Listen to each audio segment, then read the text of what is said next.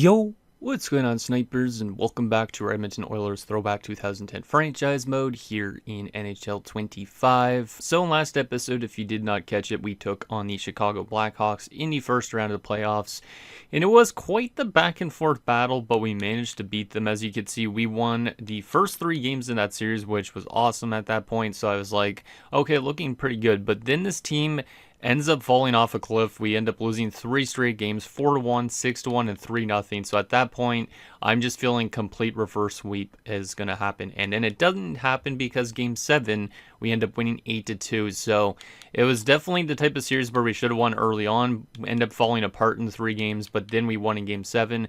And another big thing is also Andrei Vasilevsky was injured in last round. So unfortunately, we are going to have to rely on our young goaltender McClement. However, he has been actually really good in this playoffs when he has played. So it's going to be really interesting to see if this team could do good without Vasilevsky for a bit. He won't be back till, I think, conference finals at the earliest. But you can see McClement so far in the playoffs has been good through 3 games at .940 save percentage. So if he continues to play that good and then Vasi comes back, this team could be unstoppable. So hoping that we continue to build off a decent first round.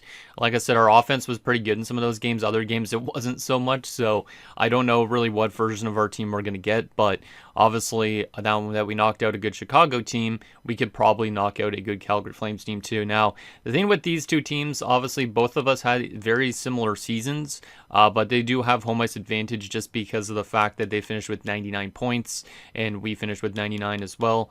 But they had 1 more regulation wins, so that's the only difference in the standings. We did actually have more wins total than them, but you could see that like they had more in regulation, I guess, out of these 45. Like 35 of their 45 wins were during 5-on-5 or not during overtime and all that stuff. Meanwhile, we only had 34 of our wins because we got some in the extra frames. So hoping that this is a good round for us again. Hopefully we could build off the Game 7 win because obviously we scored 8 goals in that game. So if we obviously play like that, we could definitely beat anybody.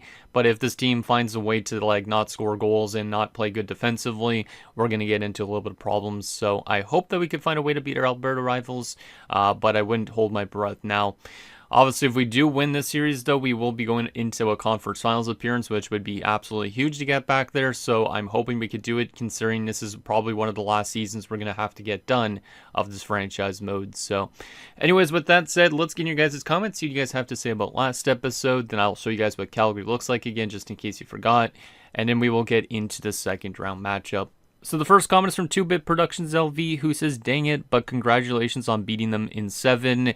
And he's saying dang it because it was close to being what he was actually predicting, because he said that we were going to beat them in, I think, 4 or 5 games. I believe it was 5 games, he said. And it looked like, honestly, that we were going to be able to do something like that early on when we were up 3-0. However, then, like I said, the team kind of fell off a lot. Obviously, we end up getting outscored 10-2 in these 2 games, and then we lost 3-0, which is not great.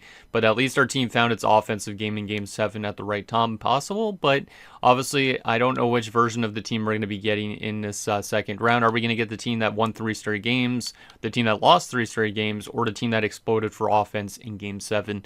Hopefully we could get at least a good mix of that. I don't really want to have a bad team, so I'm hoping obviously for all the good stuff. And the last and final comment is from Samurai Taku. Says, pay attention to the number of penalties you take in the next round. If someone is particularly undisciplined, they should be demoted or scratched. And maybe, I mean, I don't know. It depends, I guess, on how good Calgary's power play is. It's 7th apparently in the playoffs right now, which is better than ours, but honestly, our penalty kill has been decent at 8th, so maybe we don't need to make those adjustments if we do run into trouble. But if we go to our player stats here for a second here, I don't think anybody's been particularly undisciplined. I mean, I guess technically Metropolitan, he's averaging 2 penalty minutes a game.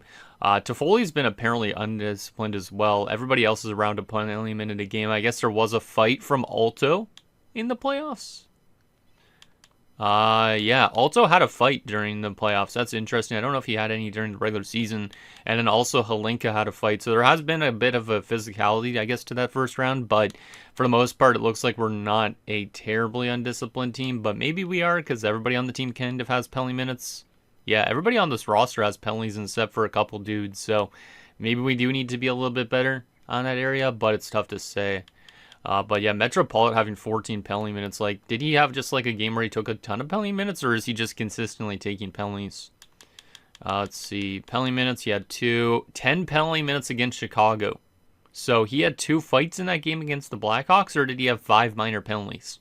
Because that's insane if that's the case. We should take a look at that. I don't know how I could go back and look at that. I guess I could go back to the box score and take a look. Let's do that for fun. Go back to the box score of Game 6 against the Blackhawks, because I am actually kind of curious on that. So this is the game that we've lost 3-0 in, or no? Yeah, it's the game we lost 3-0 in. If we go to all events here and look at penalties, here was the little breakdown. So if we look through this, you can see that was when they also had a fight against Dustin Byfuglien, apparently. So also probably got his ass handed to him. But Metropolitan took a 10-minute misconduct penalty. That's interesting. I wonder what that's for, because I don't think I've seen a misconduct penalty like that. So what did he do to warrant a 10-minute misconduct?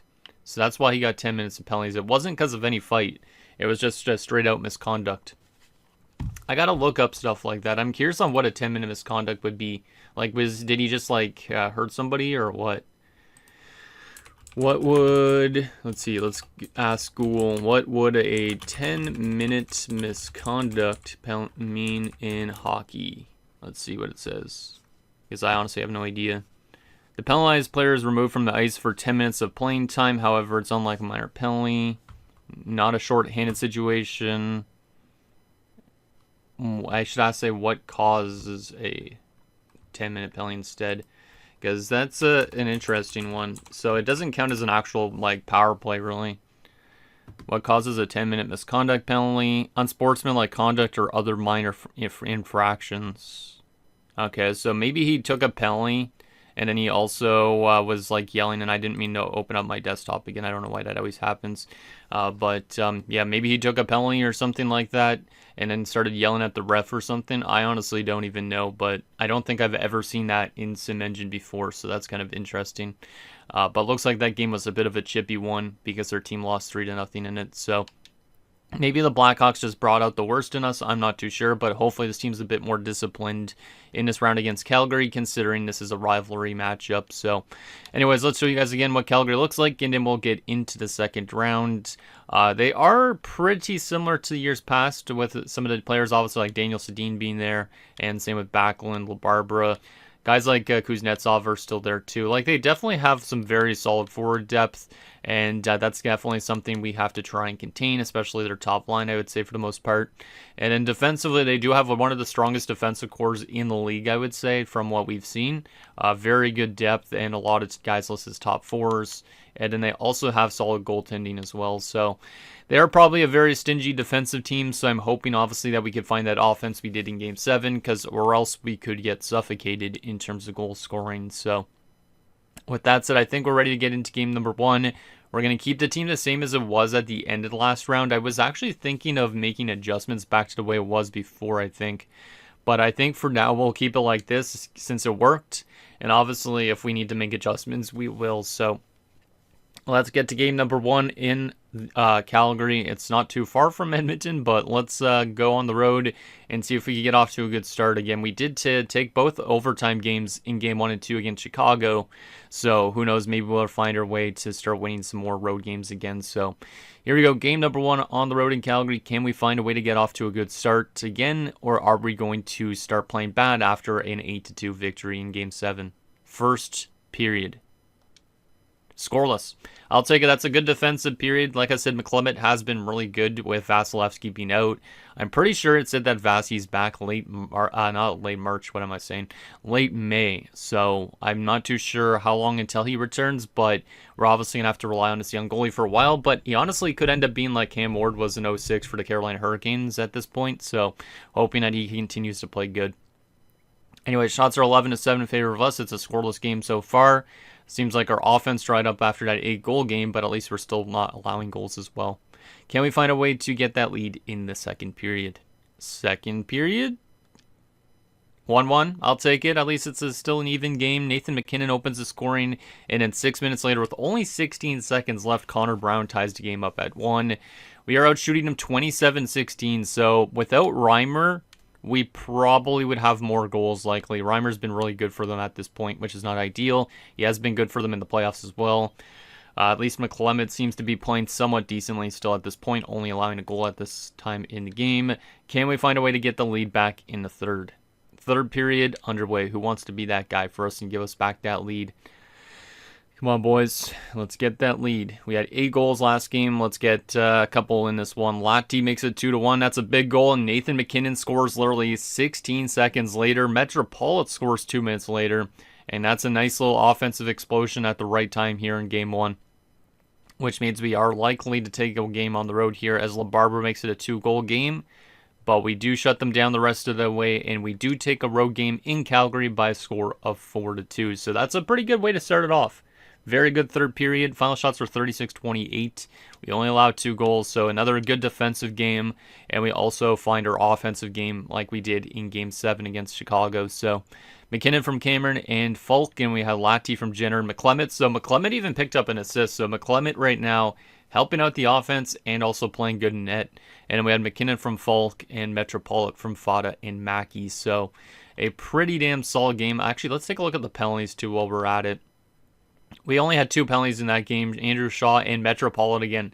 Metropolitan literally is a very aggressive player, but seems like right now he's still doing good. Like, he did score in that game, so I'm not going to complain really at all. Folk had a couple points in with Nate as well. And then goaltending-wise, McClement's been good. He's been very good. I was not expecting him to do this well in his first playoffs, but he's been locked in. He gets 3rd star of the game, Falk the 2nd star, and Nathan MacKinnon obviously gets 1st star with 2 of our 4 goals. So that's a pretty textbook first game. At least we didn't have to go to overtime like last round, as apparently Cece was injured in the AHL with an injured groin. That's not too bad. We'll replace him. He will be back in the next few days anyways. I don't know where the AHL team is in terms of the playoffs right now. How is Springfield doing? So they're into the next round. They're taking on the Worcester Sharks. That's how I'd say it. Worcester Sharks. They're down 1-0 right now, and CC obviously being hurt. Not ideal, but at least our NHL team's doing good so far at this point. So we're up 1-0. Let's keep the team the exact same because we won that first game. Obviously, it would be nice to take both games in Calgary. So let's see if we could do that. Obviously, we took both games in Chicago to start off the first round. So if we could build off that, it would be very good. So here we go. Game number 2, still in Calgary. Can we take both of their home games and then head home with a 2-0 series lead? First period. 2-0 Flames. Not a great start in this one for McClement or the team in general. We got outshot 11-5, and they have 2 top-line goals, Sedin and Backlund, so the 2 Swedes. Yeah, definitely one of our worst starts in quite some time, probably since that first game we lost against Chicago. The good thing is it's only 2 goals against, so we can still claw back into this if we get the next one. So let's not say that we're going to lose this game yet. Let's have a good defensive second period, get at least 1 goal back, and then maybe we could still win. So can we find a way to get back into this game in the second period? Second period. 1 goal. Okay, there's what I said exactly. If we get at least 1 goal, play a good defensive period, we could still be in it. Boone Jenner scores, so to see another 4th line goal. It's really good to see because the 4th line was really solid in the first round. Shots are now in our favor, 20-18, so definitely a pretty good period for our team. And now we're within striking distance. If we could just find a way to get that next one, anything could happen. So let's see what happens. Third period underway. Can we find a way to tie this game up at 2 apiece? Can we find a way to get it? The next goal is important for both teams. Just will we be able to find that next one? Come on, boys. Give me that second goal. Penalty kill. Nicely done. Final few minutes, still down by a goal. Can we find a way to tie this one up here late? The answer to that will be no, we can't, as we lose a defensive battle 2-1 to Calgary. Final shots were 34-29, so McClement gave us a chance after that first period the rest of the way, but our team's offense dried up, and unfortunately this will be at least a tie series headed home. Which, I mean, is definitely not a bad scenario to be in, because if we were down 0-2, it would feel worse. But since we're tied at least, we definitely have a chance to win both of our home games coming up. So Jenner from Lowry is our only goal. So a 4th line goal, like I was saying, would be nice to get some offense from guys like Cameron and all that. But they did do, I guess, a little bit of work in game 1. And like I said, another very good game for McClement. Like, McClement's definitely been probably the MVP since he's been put in the lineup. He gets 3rd star again, Backlund 2nd star, and Reimer got 1st star. Reimer's been definitely a tough goalie to solve in this game so far. Or at least in Game 2. In Game 1, he wasn't as much, but most of those goals came in the third period, so it's only one period that he's really not been that good at this point. So let's see if we need to make any adjustments or not. I don't think we need to yet, since it was only one loss and it was by one goal, but obviously, if there's somebody underperforming, maybe we do that. I should maybe go back to the original lines, because Holden being on the top line still looks kind of strange. So I think we are going to revert our lines. Now, Fada hasn't been good at this point in the playoffs either, though, so maybe I will keep it like this. Technically, these guys are all third-line scoring forwards, so they would be okay with their ice time. I guess we'll keep it like this for the time being, because we've been winning games. McClement's been locked in. Like, he's literally got a .937 save percentage just playoffs now. He's been so locked in, or .938, I guess. But, yeah, look, he has a 2-2 record, even though his save percentage is so good, so he's obviously not won all of his games, but that's not the blame on him. That's definitely on the team not scoring when he's been in net. Like, he's not getting a lot of goal scoring support right now, it seems like. So let's keep the team the same for Game 3 since we're headed to home ice. Obviously, if we lose this game, though, maybe we make some offensive adjustments, especially if we don't score goals. So let's get to Game 3 and see if we could get a response after a tough offensive game. We did generate chances, but we didn't score. So I'd like to see a little bit more if we can in this game. First period, Game 3. And it's 1-0 Flames. So, yeah, our offense is definitely a little bit on the quiet side. Only having one goal in the last 4 periods since the third period, basically, of Game 1 is not great. Like I said, they are a very stingy defensive team. They have a very good defensive core. They have good goaltending. So I understand it. But it would be nice to see if we could find that second gear from our team that we scored like 8 goals in against Chicago. So LaBarbera makes it 1-0. Shots are 12-10 in favor of us. So we are generating some chances again. But once again, it seems like always Reimer, at least as of late, has been on his game. Can we find a way to tie this game up in the second and play a good defensive period as well like we did last game? Second period. Still 1-0. Okay, we're still in striking distance, but right now we are getting Reimered completely. Reimer's been insane. Shots are 23-16. It's a 1-0 game. We need somebody to find a way to just get a greasy goal, get some net front presence, block in front of the net, do whatever you have to. Let's try and ricochet maybe a puck off a body. I honestly don't know. Just get something past Reimer. Tie this game up. Let's see what happens. Third period underway. Can we find a way to tie it for our fans? We're on home ice, so let's see if we could do it. Power play for us. We do not score on it. Penalty kill. As both teams trading power play opportunities. But we do kill that off, and then Cameron scores to tie the game up. Okay, that's a big goal from our top line guy. But of course, they have an answer to that as Kuznetsov scores a power play goal, and then Tamura scores a power play goal. So the worst showing probably from McClement late in this game.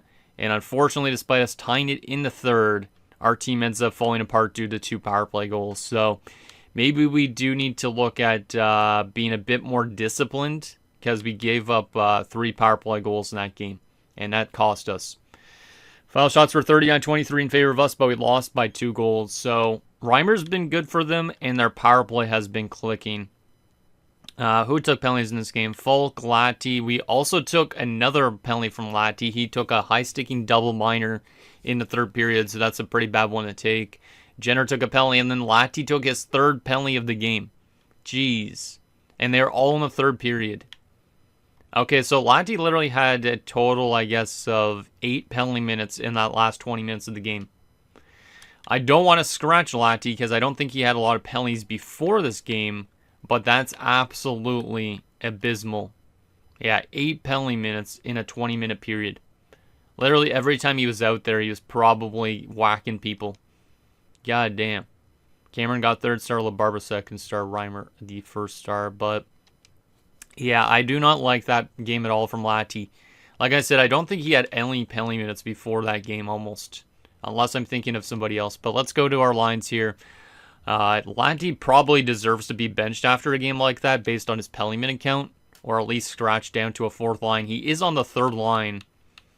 Playing down the middle, which is not a position he normally plays. But yeah, before this game, he had no penalties. And now all of a sudden he picked up 8 penalty minutes in one game. So he's been disciplined up until that game. I don't want to move him to the fourth line. I do not want to scratch him. I feel like we need to revert our lines maybe back to the way they were, because maybe him playing down the middle has made him a little bit not as good. So let's try and rework our lines back to the way they were maybe. So we are going to go back to Fada top line. We're going to keep Brock Nelson in the top six. Holden's going to go over to this wing. We're going to go Latti. Actually, we're going to go Latti there. And then we're going to go Lowry down the middle. Holden's going to go back to the fourth line. Jenner's going to go back to center. So back to our original lines, just to see if that changes things. And then defensively, we will go... Metropolitan's been the most aggressive defenseman, so I guess keeping him in that spot's fine. I mean, I could try and move... I could put him down on the top six, but I don't think it's something I really want to do. So I think our defensive core is going to stay the same. Goaltending is going to stay the same, of course. But I definitely don't really like how Latti played in that game. If he takes another, 8 penalty minutes or even a couple penalty minutes in this next game, maybe Patrick Marleau will come in instead. Marleau is how disciplined... Where's the discipline rating again? I always forget. Oh, 87. So yeah, Marlowe's pretty disciplined. Meanwhile, Latti, how disciplined is he? 87 as well. He literally has 87 discipline, but he took a total of 8 penalty minutes in that third period. So his discipline, I don't know why it fell off, but goddamn, that was a very terrible third period from maybe one of the worst periods I've ever seen from one player. Alright, so we're trailing this series, which is not ideal. We need to find a way to win this next home game, or else, obviously, it's not a good spot to be in, because we'd have to win 3 straight. So, I'd like to win this game. It's definitely a back-and-forth type of battle right now, but we did find our offense in Game 1. Last 2 games we haven't, so that's kind of similar to what happened against Chicago when we went on a 3-game losing streak. We just did not find that offense as well. We only had 2 goals in these 2 games combined, and then we didn't have anything in Game 6. And so far, kind of reminiscent in this series as well against the Flames. So our offense definitely needs to improve a bit. So maybe we will get Marleau or somebody into the lineup for the next game, depending on how we play in this one. But I would like to see us win this game. And then obviously, hopefully, we don't have to make much adjustments after that. But our team definitely is more of a defensive first team, it seems like, at the moment. But let's get to this next game and see if we have a better response. Can we find ways to score goals, and can we continue to defend? Because we've been playing okay defensively, just need to be more disciplined and score more goals as well. First period, Game 4. 2-1 us. Okay, we do score 2 goals in the first period, both goals from Lowry, so a good start for Lowry, who was on the fourth line, got moved up to the third line again. He's actually been a pretty good player in this playoffs. I think he had a 2-goal game in the first round too. Kuznetsov has a power play goal for them. I should probably adjust our penalty kill. That's probably the one area I should look to address for sure. Because we've given up 4 power play goals now in the last 2 games. So definitely got to be disciplined. But also when we're on the penalty kill, we got to be actually good defensively too. Shots are 14-8 in favor of us. We're up by a goal. Let's have a good defensive period and get some more insurance so we feel a little bit more safe. Second period. 3-3. That's not great. They actually took the lead too. A power play goal again. We've given up 5 power play goals now in the last 2 games. And then Daniel Sedin scored, but Marcoux answers for us. So at least this game is tied, but I've really not liked our penalty kill whatsoever. So definitely need to make some adjustments there. I'm not too sure why our penalty kill has been so bad compared to 5-on-5 defense, but it has. We are out shooting them 24-18 in this one, but it's a 3-3 game. Can we find a way to be disciplined in the third period and maybe get that lead back? It's been a back-and-forth game, back-and-forth series. Third period underway. Can we get that next one? Can we get that next one? Yes, we can. Alto makes it a 4-3 game. Nice goal from the Finn. Love to see it. But Tamura answers right back for them. Penalty kill. Please kill it off, boys. Thank you. We actually kill off a penalty, surprisingly. But definitely our team's been a bit on the aggressive side, it seems like, for the most part. Final few minutes here, and we take the lead. A late goal from Holden, and Marcoux scores as well. And then that will be it. We win 6-4, so our offense shows up in this game. We do not have the best defensive game, but a couple late goals in the clutch. Holden's been really good this playoffs as well, and then Marcoux scores his second of the night. Big victory there on home ice for his team. and all of a sudden it's became a best of 3 going forward. So we might go to another Game 7 potentially at this rate. But Lowry from Cameron and Marcoux. We had Lowry from Alto and Latti. We also had Marcoux from Toffoli and Falk. Alto from Lowry and Latti again. And we had Holden from Jenner, Marcoux from McKinnon and Nelson. All right. Pretty solid game. Marcoux had 3 points in that one. Same with Lowry. So nice to see the second line center and the third line center do well. And then we had Latti and Alto on 2 points apiece and a bunch of guys on 1 point. And then McClement wasn't the best, but he still won it. So I'm not going to really complain too much. He's our best option. We're not going to go to Dorsett probably at any point. Marcoux does get first star, Lowry second star, Alto the third star. So nice little victory there on home ice to set us up maybe for a chance to win the series, but obviously we still have a bit to go. I do need to put CC back in for the AHL apparently, but I think we need to look at our penalty kill a little bit more. Even though we did have a good penalty kill in that third period, CC is into this spot, I think. Yep, right here. Got to get him in. We could always call up somebody like Warren Lyon already, but I would prefer to have him in the AHL the rest of this year. Same with Jackman and Maud. Those guys can make it next year if we get time to. But I need to make some penalty kill adjustments, I think. I think this first unit's okay. The second unit should be okay. We have a good chemistry on our penalty kill, but it's not simulating the best. Maybe I'll take Brock Nelson off the penalty kill. We do have Lowry on it right now. Is Latti on the penalty kill? I think I said you so, right? Yeah, Latti is, Fata is, Jenner or Marcoux. Who do I want to put in this spot on the penalty kill? Who deserves it? Is Toffoli good defensively? I don't really know, to be honest. Oh, apparently he's listed as a 5-star defensive player, as a sniper. You know what, let's give Toffoli some penalty kill time over Brock Nelson, just for a small change-up.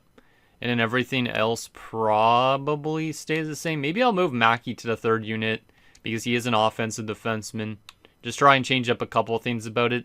And then hopefully that helps our team out a bit, because this penalty kill has not been good up to this point. I don't think it was really good in the first round either, if I remember right. What's our ranking looking like on our penalty kill at the moment? Our penalty kill is literally 79.2%. Yeah, that's not great. And then the Flames are 96.3% on the penalty kill, and they're second on the power play. So their power play has been very good, and that's probably the main reason why they're getting goals. They're definitely a really good team all around, but maybe we could find a way to win multiple games in a row. We just got to find a way to win this next one in Calgary. So with that said, I think we're getting ready for the next game. I don't think we need to make any adjustments other than that penalty kill, so as long as we find a way to win this game, we could be in a good spot. If we lose this next game, we got to win 2 straight, which is going to be harder, but it is still doable. So let's see if we could build off a good third period in last game and win another one on the road and maybe set ourselves up for some success here. So here we go. Game 5, an all-important one. Whoever wins this will be 1 win away from the conference finals, where they might play Nashville. They might play whoever they're playing because I don't remember. Let's see what happens. First period underway. Boom. Scoreless. All right, that's good. I'll take a scoreless period, but obviously it kind of plays into Calgary's hands a bit when they play good defensively. But if we have a good surgence of offense, all of nowhere like we've had so far last game, and also I'd say against Chicago with that 8-2 game, we could definitely still score goals. But that's much better period, I would say, in terms of defensive play, at least from us. And also, we did take 2 penalties in that first period, but we killed them both off. So, still taking a bit too many penalties, but at least not allowing power play goals. Can we find a way to get that lead in the second period? Second period. 2-0 Flames. Ew, that's the worst second period we could have. We give up another power play goal against, and then a shorthanded goal as well. God damn. The Flames are just absolutely lights on fire when it comes to the power play. It's insane. I don't think I've seen a team score that many power play goals before, but maybe our penalty kill is just that bad or their power play is just that good. I don't really know, but shots are 21-14 in favor of us. We're down by a pair of goals going into the third. Not looking ideal. McClement's also not playing his best. Can we find a way to have a good third period and maybe get back into this game, or are we going to have to win 2 straight like I said? Third period underway. Come on, boys. Get that next one. Oh my goodness, Peter Holland makes it 3-0. That's probably it at this point. It sucks because we're out shooting him. Lati does make it a 3-1 game, so we are on the board, but that Holland goal is not something we wanted to give up because we could have been down by only a goal if we didn't give up that early goal. Final few minutes, still down by a pair of goals, and unfortunately the Flames will restore their series lead as Schultz gets an empty netter, and we lose 4-1. Once again, we outshot them 37-24, so Reimer once again found that game that he typically does, and that defensive core of the Flames has just been locked in at most times. Maybe not in that 6-4 win, but definitely in a lot of games so far up to this point. Our only goal was Lati from Lowry. Oh boy, why are we so undisciplined though? Why are we so undisciplined? How many penalty minutes for some of these dudes? Yeah, we took 4 minor penalties. We might have to think about some putting like Marleau into the lineup for this next game. Considering this could be his last game of his career, I think we will put Marleau in for Game 6. But we are also going to have to maybe make some more adjustments accordingly. So let's go to our team stats, our player stats right now, and see who's been taking way too many penalties and see if we should take them out or not. Because we've definitely been taking way too much at the moment. So if we sort by penalty minutes here, right now, Metropolitan obviously is the leader in penalty minutes, 18 penalty minutes in 12 games. He has been good, though, so I'd say keeping him in the lineup is probably what I'd lean towards. I might have to move him down to the top 6 pairing, though, but I'd probably keep him in. Obviously, we're going to keep Falcon because he's our best defenseman, but he's also been a bit too aggressive. Toffoli's been not taking penalties in this round, really, which is good, but I feel like this team has definitely taken a lot of them. Like, I feel like we've also had a lot of fights, too, this playoff run. Only the one fight from Alto, apparently, so a lot of the guys that have penalty minutes are just taking minor infractions or major penalties, I guess. Both goalies' hats are really nice. If only we could find our offense consistently, too.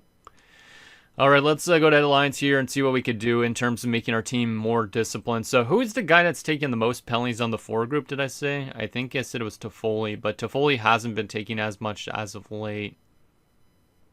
Maybe I'm going to move Fada down in the lineup because he's still done really not that much for us, which is not great because we paid him an extension, but let's move Alto to the top line. Give Alto an opportunity with the big dogs. Fada will come all the way down to the 3rd line.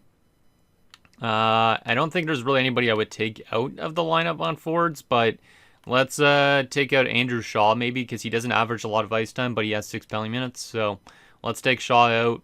And like I said, we will get Mr. Patrick Marleau into the lineup.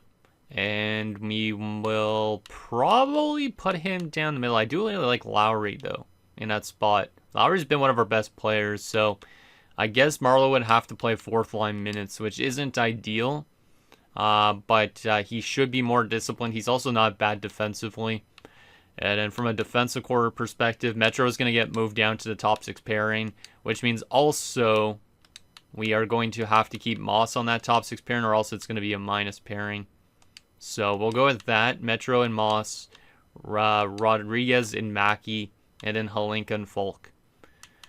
And from a goaltending perspective, McClement is still going to start, but his numbers are definitely not doing as good as of late. I could give a chance to a 75 like Dorsett, but I don't think he's really an NHL caliber goalie, so I think that's fine. I could get Ted Goalie potentially into the lineup, but I don't think anybody on that bottom 6 warrants a scratch, especially guys like Lowry and Jenner, who have been showing up, same with Holden. So I think from the best of the standpoint, we're going to keep it the same. So we need our team to step up here. We can't be taking penalties. We got to be disciplined in this next game. At least we're on home ice for this game, so maybe that gives us a chance. But we need to force a Game 7, and then hopefully in Game 7 we can kind of find a perfect game again like we did against Chicago. So let's get to Game 6. Don't really want to get into this that much, but whoever wins these next 2 or 1 games will face Nashville. Nashville did sweep the Columbus Blue Jackets, which means Barkov is on his way to the conference finals. All right, well, let's see what happens here. See if we could find a way to force Game 7. If we could force Game 7, anything could happen at that point. So just got to be disciplined in this game. Don't take penalties. And the Flames open the scoring 5-on-5. Afinosenkov scores early on McClement. Not a good start to Game 6 for our team. Do we have an answer to that? We did take a penalty there, but we killed it off, which is good. But they score afterwards. Zach Boychuk, who used to play with us, makes it 2-0. Well, that's definitely the worst possible start almost in a way. Obviously, our penalty kill doesn't give up goals, but we're still giving up 5-on-5 goals. And they're out shooting us 14-4. So I'm not blaming McClement on this one or the defensive core. Or maybe I am blaming the defensive core for giving up a good bunch of shots on goal. But our offensive core did not do anything in that first period. They got a couple shots, like one shot every 5 minutes, and then they said, hey, that's a good enough period for us. So we need more out of our forward group, and I need more out of guys like Cameron, McKinnon, all those guys, because I think those guys were good in Game 1, but haven't been as evident since. So do we have a response in the second period? If we find a way to get the next 2 goals, obviously that would be huge. But if they score any goal at any point, it's going to be a huge hill to climb the rest of the way. So, second period underway. Can we get back into this game? Power play for us immediately to start the second, but we do not score on it. That's a wasted opportunity, and they get a power play goal again. Peter Holland scores to make it 3-0. Power play for us, it's a 5-on-3. We do not score on it. It looks like we're going to probably lose this series in 6 games, potentially. Toffoli does pull us within 2 again, so at least we're on the board, but we need to have a really strong third period, maybe? No, maybe not, actually. Brock Nelson pulls us within 1 with 29 seconds left in the period, so we are back into this game, which is awesome. But obviously that Peter Holland power play goal could come back to haunt us. Obviously, if we didn't give that up, it would be a tie game going into the third, but instead we're trailing by 1. Shots are 24-16 in favor of them. It's a 3-2 game. Can we come back from a 3-0 deficit in this game and tie it up? We cannot give up that next one. We got to be disciplined and find that offensive game. Third period underway. Can we tie this game up? Can we tie it up? Maybe somebody on the top line or anybody on the team for that matter. One of the Finns. One of the defensemen even. I don't really even know. Somebody score, please. Final few minutes. Can we find a way? Yes, we can. Nathan McKinnon ties the game at 3. All right. Some flair for the dramatic. And we have came back from a 3-0 deficit in Game 6. And it's a 3-3 game. Shots are relatively even, 32-31. But what a hill to climb from this team. 2 late goals in the second period and an absolute big late goal from Nathan McKinnon in the third as we head to overtime. I think since this could be one of the last seasons of this franchise mode, we're going to actually jump in and watch this. Since it's an elimination game, we might as well. I don't know if that's going to make it bad for us, though, but we're on home ice. We might as well watch this game and see what ends up happening. So let's all go all the way back to the 2016-17 home jersey for both these teams. And yeah, we'll watch this game, and we might as well see if our team could force a Game 7. But let's watch this. And yeah, hopefully we find a way to get this victory here. Might as well. Like I said, since this is probably one of the last seasons, we might as well do it. If we lose this game and get eliminated, there's probably only going to be 1 season left at this series max, which is not ideal, but is what it is. All right, here, Cameron versus Backlund on the draw. Cameron wins it. Here's Holinka, finds Nathan McKinnon, who tied the game up. Nate Dogg shoots it, turned away by their goalie. Another chance from Cameron denied. Falk with it, trying to get pressure early. Alto to McKinnon. McKinnon shoots, he scores! Deflected in by Cameron. The Cameron man, let's go. We are going to Game 7. What a way to get into an overtime. All right, so this team comes back from a 3-0 deficit in Game 6. Is it all for nothing, or are we going to find a way to win in Game 7? As Dorsett's afro kind of threw me off there. He literally looks like a player from the 1980s Edmonton Oilers or something like that. But a huge victory in front of our fans in Game 6. Going to Game 7 for the second consecutive round. That was actually a really nice little goal, too. And, of course, it had to be from Cameron and that top line. Was not expecting us to come back from 3-0 at all, to be honest. But this play all starts because Nathan McKinnon walks into his zone and just takes a quick shot on net. Turned away. The rebound's there for Alto, but he can't get to it, of course. Holinka gets it, finds it to Cameron. That's a huge shot block by whoever blocks this shot here. I can't even see who that is. Oh, it's Mikhail Backlund. Damn. And it goes to the corner. Holinka, who's a defensive defenseman, makes a great pass back to the point. Falk waits. Then we cycle it around. Everybody on the team, I think, touches the puck on this play, which is absolutely awesome too. Because you got Halinka, and then you have Falk. You have, who is that here? Alto? Yeah, Alto. And then Alto finds McKinnon. McKinnon sees the open lane with a lot of net from presence. He throws this to the net, just misses Alto's head. And then it gets deflected in by Cameron, right lower corner. And a huge goal from Cameron at this point, the assistant captain of the team. Well, you might as well get another screenshot of this guy because he's probably one of my favorite players still in this series. So let's get a nice little screenshot of him. But that's a very big goal to force a Game 7. The real question is now, was that goal all for nothing, or are we going to find a way to win it in Game 7? So McKinnon got third star, and I won a goal and an assist. Big tying goal with 5 minutes to go, and then the assist on the winner. Brock Nelson got second star, so Brock came out with a big game. And then Tyler Toffoli got first star as well. All right. Let's actually go to the box score in that one for fun, too. So we had Toffoli from Nelson and Marcoux, Nelson from Toffoli and Falk. And then we had McKinnon from Latti and Falk, and Cameron from McKinnon and Alto. And we did take a lot of penalties in that game, but so did they. So after the second period, it looks like everybody was disciplined, but seems like both teams are a little bit on the chippier side of things as of late. But that's a huge win for us on home ice. But obviously now we got to find a way to win in Calgary in Game 7.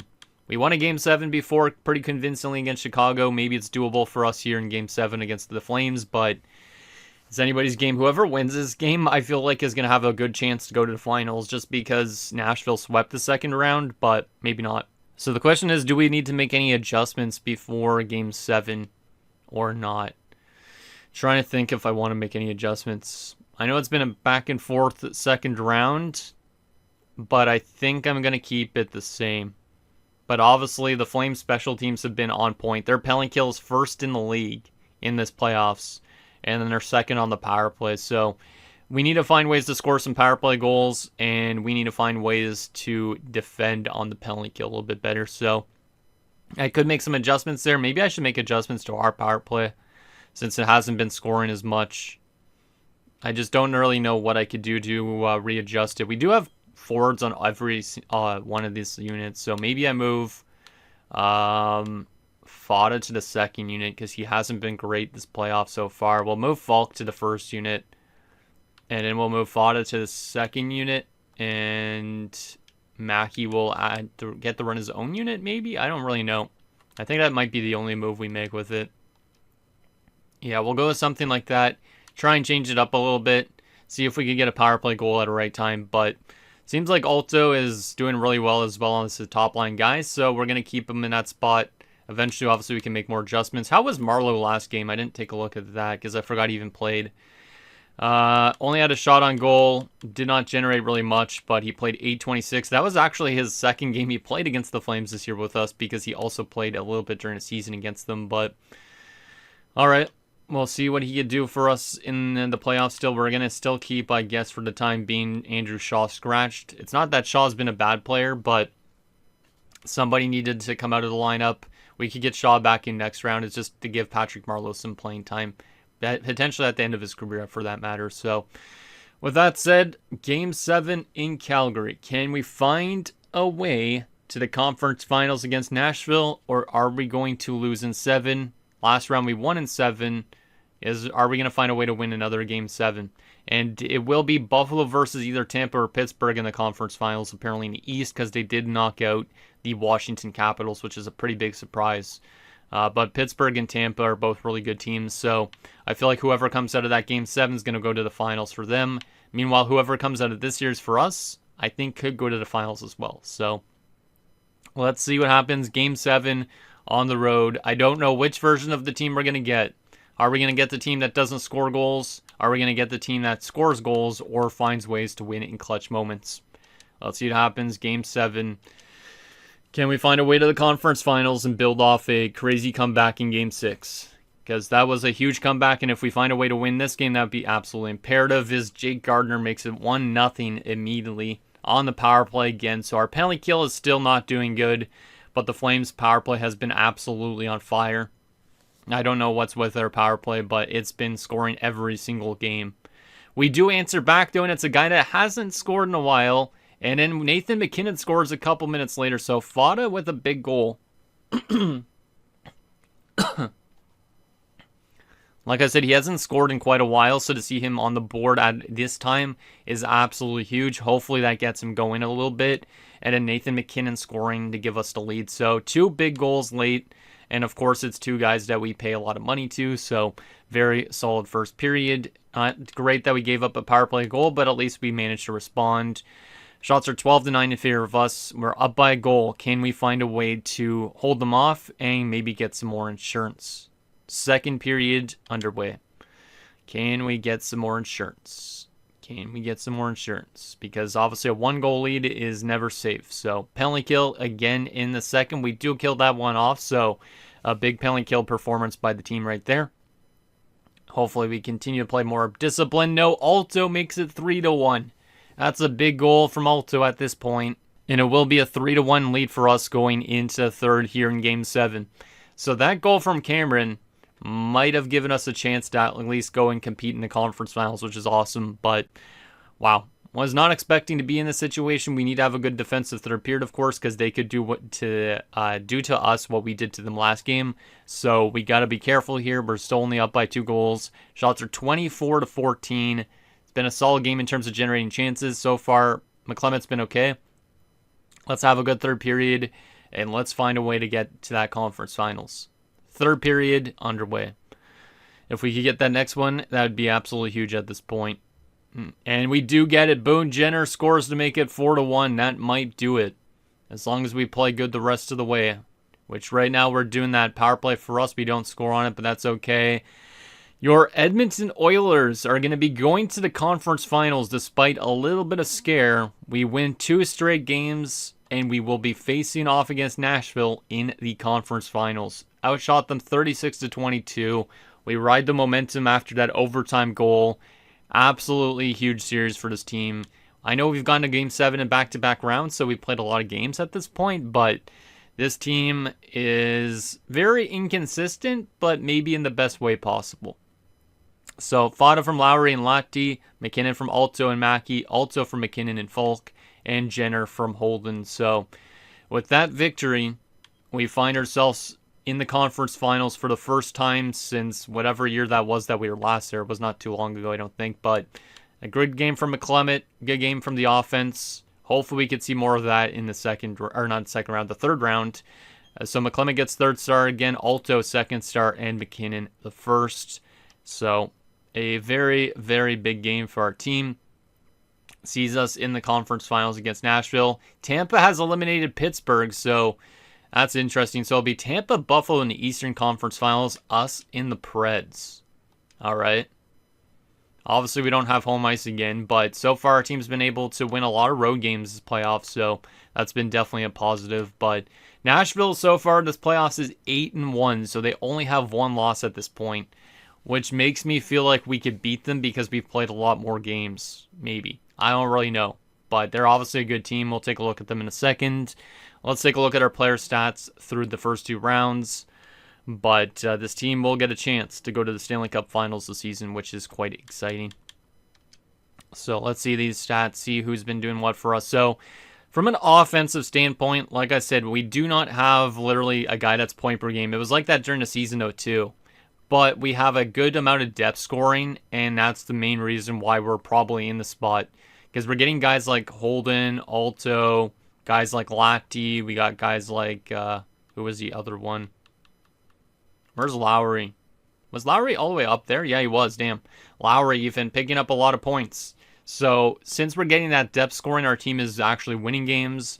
Meanwhile, we don't have anybody that's point per game. Like, look at all the guys that have like almost 5 goals. It's actually kind of crazy because literally 3 of these dudes, all Jenner, Lowry, and Holden, have all played a little bit on the 4th line in this playoff run, but they're all up there in goals for our team. So it's just been a giant team effort right now, and it's looking pretty nice. It's kind of crazy, though, that Tyler Toffoli only has 1 goal at this point. But like even Andrew Shaw, when he was in the lineup, was good. We did scratch him for a couple of games. He'll probably come back.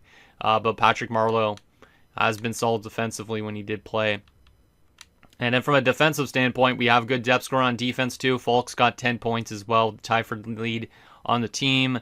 Mackey and Metropolitan have 5 points apiece. Moss on 4, Halenka on 3, and Rodriguez on nothing.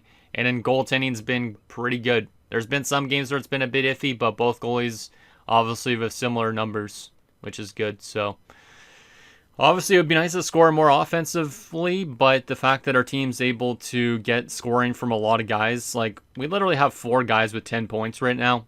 I really like that.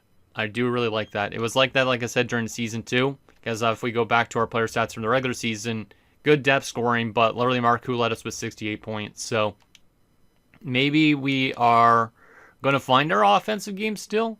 If not, maybe we're just going to find a way to be stingy defensively and get good depth scoring to get us past those Preds. But obviously the Preds are going to be a very tough team.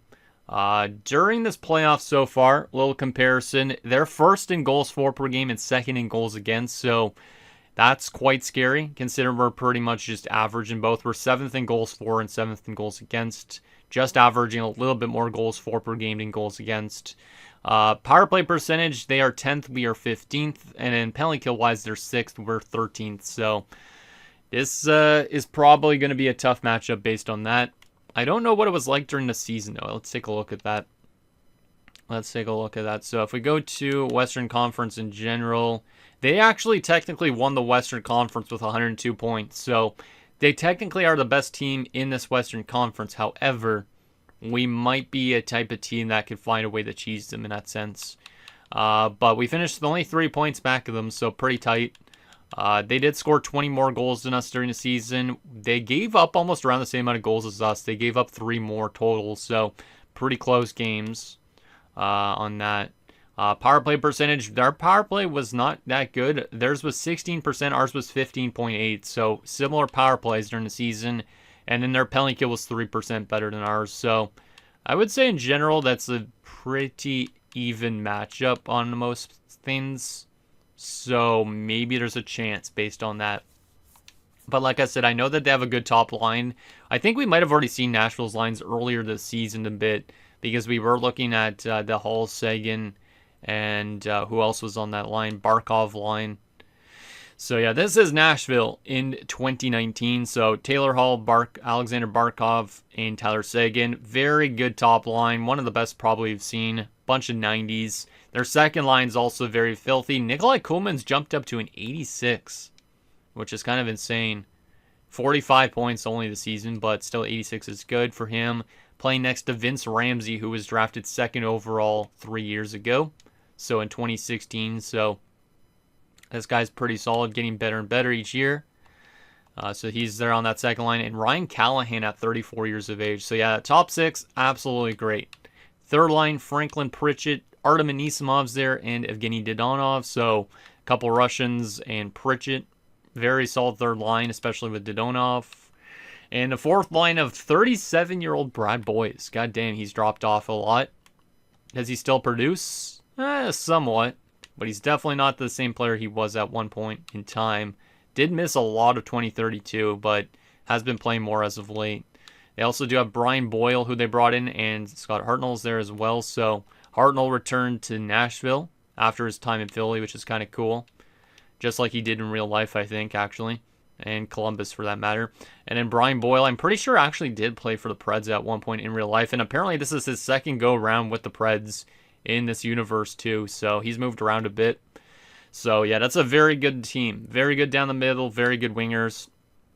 And I can see why they're a good offensive team. From a defensive standpoint, they have Roman Josi and Mike Green. I forgot that they signed Mike Green after his time in Carolina, but Roman Josi obviously is very good. Mike Green has won Stanley Cups with Washington in the series. Spent a long time in Carolina and then headed to free agency last season. Actually played all 82 games this year and had 51 points, so he's still pretty good. He's almost point per game in the playoffs as well, so got to watch out for Green and Josi. Second pairing has Jeff Schultz and Mark Pysyk, and then there's also Dylan DeMello. And Dan Hamhuis has also returned to the Nashville Predators after 1 year in Columbus. That's weird. So he started in Nashville and then literally went to Columbus for 1 year. And Amelia's like, I want to go back to Nashville again. So Shout to Dan Hamhuis. But yeah, that defensive core is solid. Very good top 2. Top 4 maybe a bit on the weaker end, but top 6 is good. From a goaltending perspective, they have Yaroslav Halak, who was in St. Louis briefly in this universe as well. Briefly in Philly, too. I forgot about that after his time in Montreal. Like, he got dealt from Montreal to St. Louis, which was awesome to see for realism purposes. And then he played actually some really good hockey with the Blues for a little bit. And then eventually his numbers started to dwindle a bit. He became a free agent. And now he's been in Nashville the last 2 years. And he's having a really good playoffs, kind of like what he did in the real 2010 season with the Montreal Canadiens. But he's been a pretty good playoff goalie, it looks like, for the most part. So, has one of Jennings in his career. And then there's also this generated guy named Franklin Baines. All right. So, yeah, that's a very solid team, I'd say. And then scratch-wise, Josh Georges is there. Max Pacioretty's there. And Bernard Parks, who's a generated guy. But shout out to Pacioretty and Georges. Like, literally, they have 3 ex-Habs in that defensive style, at least. And then offensive, I guess they don't really have a former Hab at this point. But this is an interesting Nashville team. Definitely a team that's going to be tough to beat. But I think, obviously, since we just went to back-to-back Game 7s, I feel like somehow, because they've played less games than us at this point, that we might be able to find a way to win this series convincingly. But then again, it's tough to say with this game.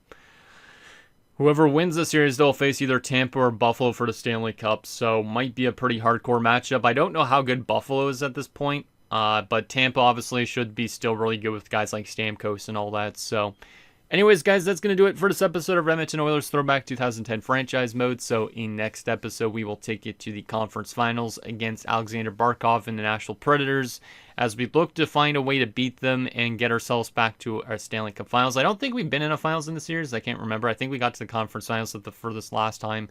But it would be nice to see if our team could get to a cup finals in the season, just because considering, like I said, NHL 26 is around the corner. So we probably don't have a lot of seasons left of this after this year. So let us know that below, and I'll see you guys next time.